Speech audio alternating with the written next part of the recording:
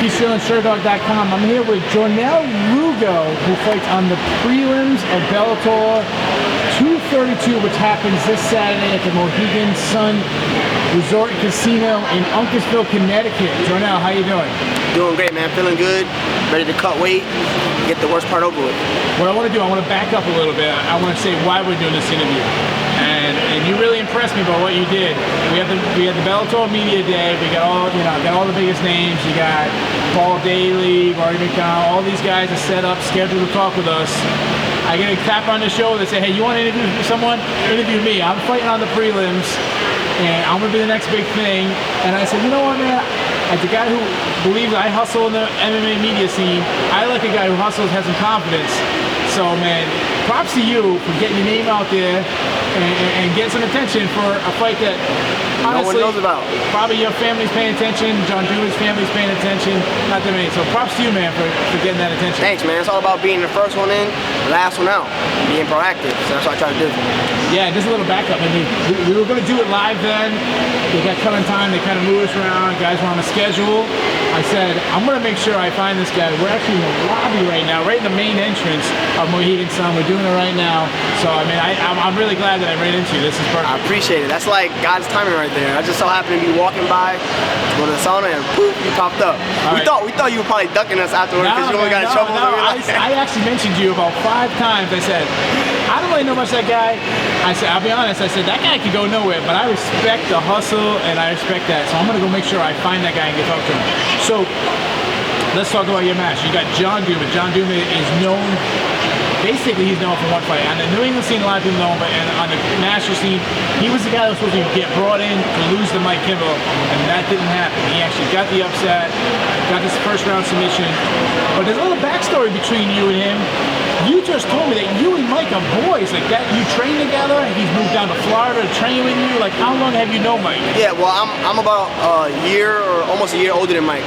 So we started training together when I was 14 and he was 13. And basically, I moved to Florida while he was still in Connecticut, and now he just recently moved down after that loss. Yeah. Because of that loss, you know. And but now he's over here. I don't know John Douma from a hole in the wall, but they brought him in to feed him to Mikey, and it didn't work out because Mikey made a mistake. But now they just bringing him in to feed him to me. They don't know it yet. They don't know yet. But they're feeding him to me. And after that, they'll sign me, and I'll be that guy. So you just said they're feeding to you. Now, when this fight was offered to you, here's your boy coming in right now. We just talking about Hey, just jump in this movie. Wait, why? What is this? Wait, who? If it depends on who I'm talking to, Come on, man. You don't. Sherdog. What happened? I'm not talking to him, bro. Right. Why? I like him, but I'm not talking to Sherdog. Fuck that. All right, so let's go back. Mike's got things to do. He's gonna let you get your point. So are you looking at this? This is your boy. You guys are cool. John pulled the upset. When this got brought to you, did you mention that to Bellator? Like, you want this guy, or is just by chance this happened? No, but like, all right. So when he first fought him, like, we already knew that I wanted to fight him one day. Like, I knew it. Like, right after he fought him, I just felt it. I was like, me and him are gonna fight, and I want to fight for Bellator as well. So it was just like, the stars aligned, and then his manager wound up reaching out to Rich, and that's when they put the fight together between me and John Douma. Because it's a perfect matchup. Who's Mike's manager or Mike's manager? Okay. Put it together for me and John Douma to fight each other on this card. They probably don't even know who I am, you know. So let's talk the X's and O's. When you look at John, you see some film on him. He fought in CS. Now he's fought in Bellator. Where do you match up? Or you say I got to be in this area. I got to be in that area. You know, where do you see that? He's 4-1 right now. I'm 2-0. I think it's real good for me to beat a guy like that because he has a bigger record. If I come in here and I fight somebody who's a bomb, then I'm not going to get the recognition that I feel like I deserve. So it's real good that I beat him because he's 4-1 and he won against my good friend Mike Kimbel. Yeah. So he has a little buzz coming off of that. And as far as like style-wise, is that what you were asking? Like style-wise? Yeah. What areas are you better than him? Everywhere. He can grapple and stuff like that, but he's more of the kind of guy that relies on his opponent to make a mistake. If you look back on a couple of his finishes, he finished my friend, and he finished. If you go on YouTube and watch one of his fights, I forget the guy's name, but he finished him after getting beat the whole fight, 3 rounds, and at the very end, he winds up getting a choke. So he's the kind of guy that will be patient until you make a mistake, and I don't make mistakes. What's your background? You have wrestling background, jiu-jitsu, what's the deal? I started in MMA when I was 14. Everything. I started everything. I was doing grappling, I was doing boxing, kickboxing. I'm 7-1 amateur kickboxing, 5-1 in amateur MMA, and I got a couple boxing fights as well. So you've done it all. Well-rounded. So everything goes as planned. You either win by knockout, you win by submission, however it goes. You're expecting to get one of these long-term contracts. That's the plan, right? Yep, I'm expecting to get signed. Hopefully for a decent amount of money. You know, feed my family. I got 3 girls to feed. So I've talked to Mike. Mike had this moment where it was similar to the big event. He stole the whole weekend, I said. It was a huge, I think it was like, I don't know, 2-second knockout.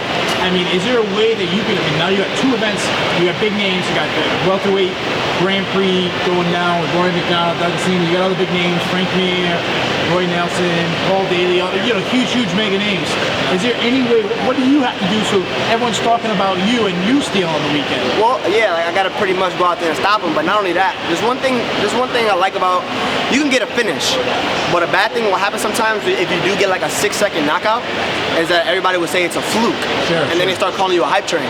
If you look back at my 2 last stoppages, I beat him up the whole first round. Then I stopped him in the first round, but I beat him up in the whole beginning of the first round. Then I stop him.